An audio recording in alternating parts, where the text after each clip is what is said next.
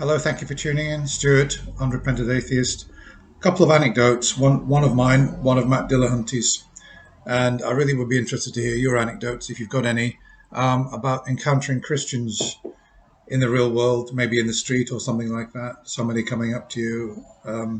So I'll give you my anecdote, and then I've just been watching an old Atheist Experience episode where Matt tells an anecdote about a situation where he was approached by a Christian in the street. So first of all, my anecdote, and I want you to tell me whether you would have done the same as me. So a long time ago, in the 90s, I think it was mid 90s. I was How old was I? About 30, roughly. I was single at the time, not attached, so I used to go out walking in the countryside quite a lot, particularly at weekends, and I enjoyed the peace and the beauty and everything.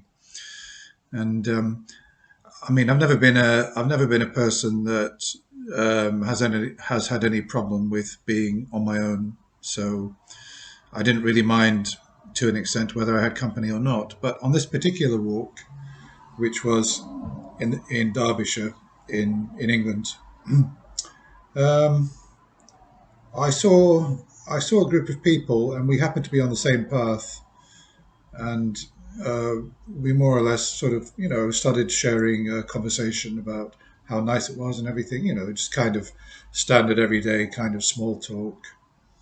And there was an old guy. I think his wife was with him, and a couple of daughters. I think I spent most of the time talking to one of the daughters, quite understandably. So we had a nice chat, and then later on during the walk, I was talking to the old guy, and I think the walk went on for maybe 2 or 3 hours, and it was like a circular walk. So I was I was wishing them goodbye. Nice walking with you, nice talking to you, and everything. Maybe we'll encounter each other again one day. And just before I went, uh, the old man suddenly produced from his pocket a little black book, very, very small, like a little small. It couldn't have been bigger than this. And I looked at it. It was wrapped in cellophane. It looked brand new.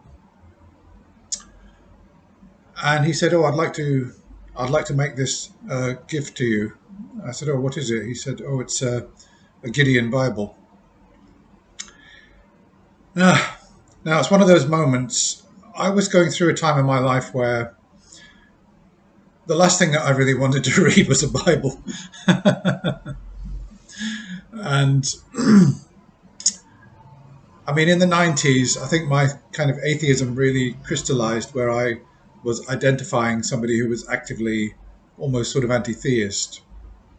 And the last thing that I was going to take off anybody really was a Bible. And I said to him, "Well, I said to him, it's very kind of you, but I said, I'm not a believer, and I wouldn't read it anyway. So, maybe you'll keep and give it to somebody else." And he said, "Oh, okay, yeah, that's fine." And then we just said goodbye, and I went on my way. But years and years later, I wondered whether I kind of ruined things in not taking his little Bible off him. I mean, after all, I could have just taken it as a sort of memory of the day. Um, and I wondered whether sometimes with our atheism and our skepticism that we're in danger of offending people unnecessarily. I could have taken it, and I didn't really need to make some big pompous point out of not taking his Bible and snubbing his religion. So that sort of comes back to me now and again. It shouldn't do. It was such a minor event, but I try to. I try not to make my atheism a problem for people. Just like previous video I did a few days ago about this old man who told me about Darwin. Well, nobody reads him anyway, and I made a big point about saying, well, I sort of shoved it down his throat, and I wondered whether that's really the right way to deal with things, because online skepticism and debating um, arrogant Christians is one thing, but when you come across well-meaning people in everyday life and pissing on their religion is probably not really the best thing. So, what do you think about that? Would you have taken his little Bible, or would you have more or less sort of said the same as me? So, Okay, so on to Matt's anecdote. I was going to upload his anecdote and let him tell it, but I might as well say. So he's in a show where he's talking to somebody about how to deal with people who believe, and he said that he was in the street with his wife at a festival or market or something, and somebody came up to him with a little, I don't know, some little ornament or some little, I don't know, some little silly thing, a badge or something, and it said on it something about mustard seed, and he said to Matt, "Do you know what the significance of the mustard seed is?" And Matt said, "Yes, it proves that Jesus didn't know what the smallest seed was." And to be honest with you, that's exactly what Matt would have said. Personally, I would have said, "Oh yes, it's. I know that Jesus used it to demonstrate what could become a faith. That it starts off as something incredibly small and blossoms into a magnificent tree." Personally, I would have said that, and but obviously Matt decided to deal with the issue the way that he likes to deal with things, and he decided to make a point over the Christian. And the Christian's response was, "Oh well, I'm sorry if I offended you." And Matt said, "Oh, well, you didn't offend me. I've just got no reason.